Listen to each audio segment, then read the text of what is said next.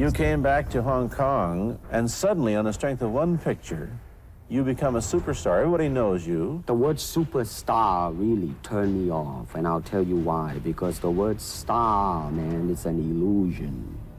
It's something what the public calls you. You should look upon oneself as an actor, man. I mean, you would be very pleased if somebody say, hey, man, you are a super actor. It is much better than, you know, superstar.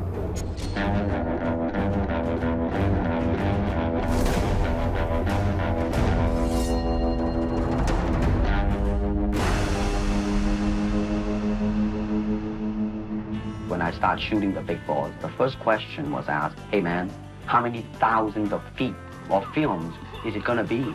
My reaction is that, first of all, why do I start fighting? The Big Boss was shot in Thailand, and my father was really at the stage of being very passionate about injecting himself creatively into the process. At the time, the martial arts films were fantastical, flying through the air, sword play types of films. Fight scenes are choreographed in the moment, and sometimes they didn't even have scripts. In the movies made here, the dialogue is pretty stilted anyway. Yeah, I agree with you. I mean, see, to me, a motion picture is motion. He really wanted the martial arts to have a sort of realism that did not exist in Hong Kong films up to that point. Quality-wise, I mean, I have to admit that it's not quite up to the standard. However, it is growing, and it is getting higher and higher and going toward that standard. What I would term quality. When it came to the martial arts, he was fighting every single day with the director to say, this is how this needs to be. And he was right, because it broke all previous box office records. Once The Big Boss came out and it was so successful, for the second film, Fists of Fury, they gave him a little bit more creative control. It was his idea to have it be this cultural tension between the Chinese and the Japanese, because that was something that was very true to the time because of the Japanese occupation of Hong Kong during World War II.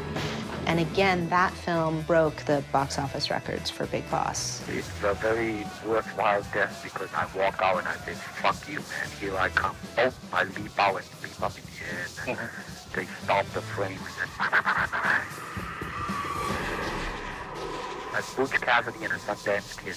So he did these first two films. They were hugely successful. For his next film, which was Way of the Dragon, he wrote it, he produced it, he starred in it, he choreographed it. He really wanted to focus on the experience of the Chinese in a foreign place. The film takes place in Rome. He was really good at being able to tap into the storytelling for the audiences of the day and what would resonate with them.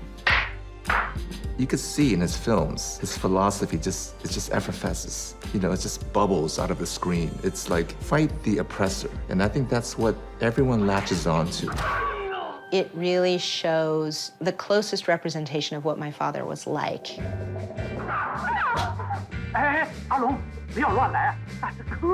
He loved to tell jokes. Welcome. He loved to have fun.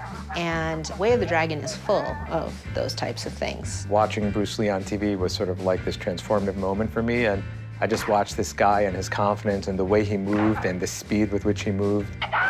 Then the part where he fights Chuck Norris in the Coliseum, and it was just sort of like having discovered a whole new world, and I became obsessed with him after that. Seeing Bruce Lee, it really was empowering. It felt like, wow, there's somebody out there that can just do whatever he wants. And it allowed me as a kid to think, why can't I do that? These films that he did, there's a transmission of his energy in them. He worked on himself and cultivated that energy and infused that into everything that he did. The idea that if we do that for ourselves, that we can create impact is a beautiful message. If I were born, let's say, 40 years ago, if I have a thought in my mind, I said, boy, I'm gonna star in a movie or star in a television series in America. Well, that might be a vague dream, but I think right now, maybe